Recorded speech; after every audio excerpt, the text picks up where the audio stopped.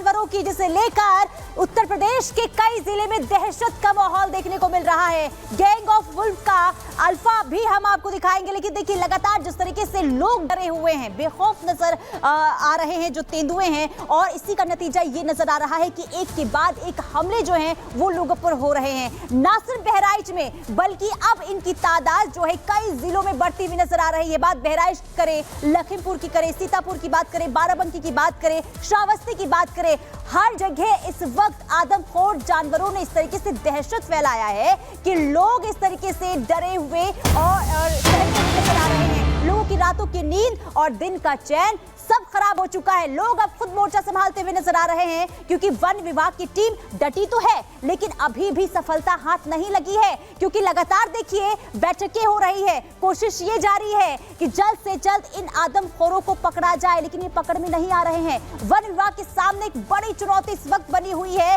कि कैसे जल्द से जल्द इन आदमखोरों को पकड़ा जाए, क्योंकि अब तक देखिए कई लोगों की जान जा चुकी है, 10 लोगों की मौत हो चुकी है इन आदमखोरों के आतंक की वजह से, जबकि 50 से ज्यादा लोग जो हैं अब तक घायल हो गए हैं। कुल मिलाकर आपको बता दें कि देखना यह होगा कि आखिर कब तक ये आदमखोर पकड़ में आते हैं। लेकिन इसी से जुड़ी एक और बड़ी खबर बता दें, आदमखोरों का आतंक लगातार जारी है और अब कई जानवर जो हैं वो कई जिलों में देखने को मिल चुके हैं। अभी क्या उत्तर प्रदेश में स्थिति बनी हुई है और कौन कौन से जिले ऐसे हैं जहां पे सबसे ज्यादा इस वक्त आतंक जो है देखने को मिल रहा है, आपको एक रिपोर्ट के जरिए दिखाते हैं।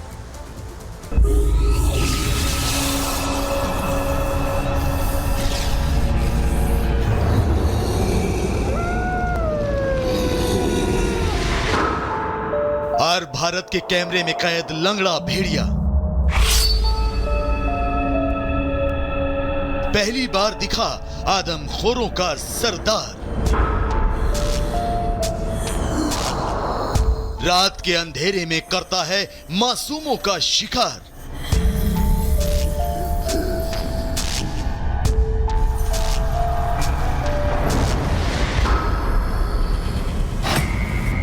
कई बच्चों को अपना निवाला बनाने वाला, कई इंसानों का शिकार करने वाला, कई गांवों में दहशत फैलाने वाला, शातिर आदमखोरों का लीडर लंगड़ा भेड़िया रिपब्लिक भारत के कैमरे में कैद हो गया है। रिपब्लिक भारत की टीम की ग्राउंड रिपोर्टिंग के दौरान ये लंगड़ा भेड़िया रात के अंधेरे में सामने आ गया और आपकी स्क्रीन पर है इसकी पहली तस्वीर।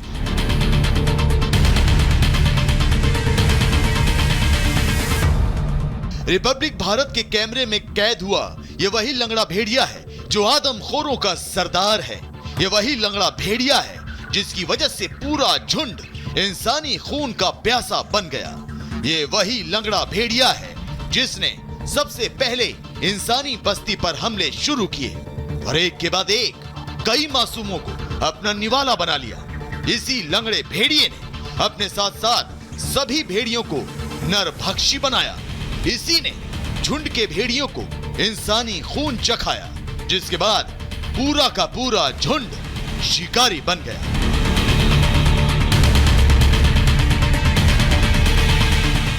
हालांकि ये पहली बार नहीं है जब ये आदमखोर रिपब्लिक भारत के कैमरे में कैद हुए। इससे पहले भी कई बार 52 गांवों में दहशत फैलाने वाले ये आदमखोर हमारी ग्राउंड रिपोर्टिंग के दौरान सामने आ चुके हैं। इनकी अलग अलग तस्वीरें हमारे कैमरे में कैद हो चुकी हैं। इनके शिकार करने का समय साफ हो चुका है। लेकिन सवाल उठते हैं कि जो आदमखोर हमारे कैमरे में कैद हो रहे हैं वो वन विभाग के पिंजरे से इतना दूर क्यों है? सवाल उठता है कि इतनी तकनीकों का सहारा लेने के बाद भी क्यों इन्हें अब तक पकड़ा नहीं गया? सवाल उठता है कि सैकड़ों जवानों की कॉम्बिंग करने के बाद भी ये भेड़िए उनकी नजरों से बच कैसे रहे हैं? सवाल उठता है कि ड्रोन, थर्मल सेंसर और इनकी ट्रैकिंग के बाद भी ये आदमखोर कैसे अब भी मासूमों को अपना निवाला बना रहे हैं? सवाल तो उठेंगे क्योंकि आदमखोरों के सामने आने के बाद भी वन विभाग इन्हें पकड़ने में नाकाम है। तमाम कोशिशों के बाद भी ये भेड़िए खुले में घूम रहे हैं, जिसकी वजह से आसपास के लोग डर के साए में सांस लेने और अपने घरों में कैद होने को मजबूर हैं। हालांकि अब देखना होगा कि रिपब्लिक भारत के कैमरे में कैद होने वाले ये आदमखोर कब वन विभाग के पिंजरे में बंद होंगे। Bureau report, Republic Bharat. और सीधे ग्राउंड जीरो से हमारे सहयोगी हमारे साथ जुड़ गए। बहराइच से राघवेंद्र हमारे साथ जुड़े हुए हैं और मीनाक्षी हमारे साथ लखीमपुर खीरी से जुड़ी हुई हैं। बहराइच से राघवेंद्र आपके पास आना चाहेंगे। राघवेंद्र, जिस तरीके से हम देख रहे हैं कि लंगड़ा भेड़िया जो रिपब्लिक भारत के कैमरे में कैद हुआ, लेकिन वन विभाग की टीम से लगातार भाग रहा है। अब जरूरत है कोई नया रास्ता निकालने की, नई टेक्नोलॉजी का इस्तेमाल करने की। जिस तरीके से बातें सामने आ रही हैं, दरवाजे लगाए जा रहे हैं और क्या क्या चीजें वहां पर की जा रही है, क्या क्या रास्ते नए खोजे जा रहे हैं। जब से रिपब्लिक भारत के कैमरे में यह खूंखार लंगड़ा जानवर जब से कैद हुआ है, तब से पूरे बहराइच में सनसनी फैल गई है। चारों तरफ अधिकारियों में एक ही बात की चर्चा है कि आखिर जवाब किस तरह से दिया जाए, क्या बोला जाए कि इतने दिन से ये वन विभाग की टीम जो यहाँ काम कर रही है, पूरे 40 गांवों में पुलिस जो गश्त कर रही है, आखिर उनके आंखों में क्या कोई दिक्कत हो गई थी जो उनको नहीं दिखाई दिया। यहाँ पर देखिए, यहाँ पर ये मीटिंग हो रही है। अभी जो मंत्री है अरुण सक्सेना, जो वन मंत्री है, मुख्यमंत्री के निर्देश के बाद वो सीधा बहराइच आए हुए हैं और इसके बाद साथ में जो प्रभारी मंत्री हैं डॉक्टर संजय निषाद वो पहुंचे हैं।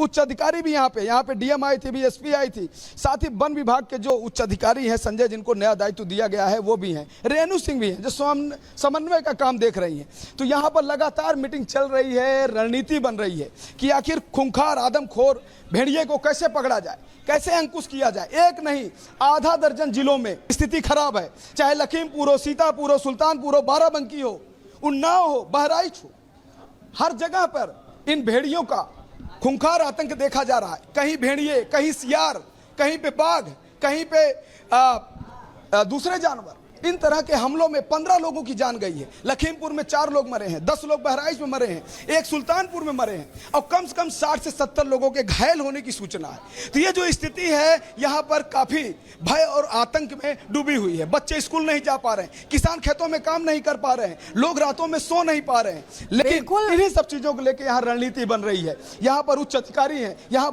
वन विभाग के मंत्री आए हैं। देखिए, निकल करके मीटिंग करके किस रणनीति के बारे में चर्चा करते हैं, वह देखने वाली बात होगी। बिल्कुल राघवेंद्र।